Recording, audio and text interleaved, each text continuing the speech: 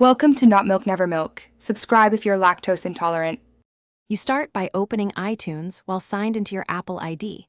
This is essential because the setting lives inside the app. Make sure iTunes is updated, then close any background Apple services that might lock files.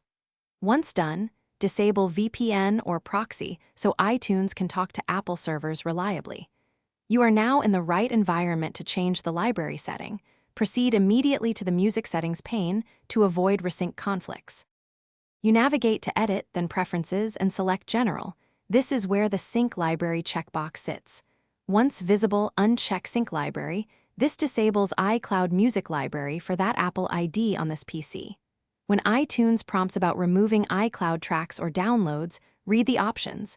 Choose to keep local files if you want them retained. Make sure to click Apply or OK so the change commits.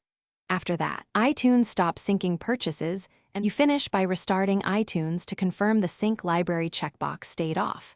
This ensures iTunes fully applied the new state. If local music disappeared unexpectedly, re-import files or restore them from your backup.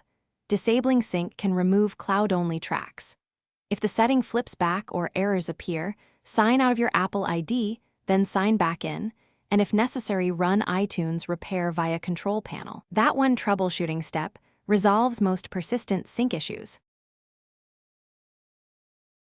Thanks for watching. If this was helpful, leave a like and consider subscribing. See you next time.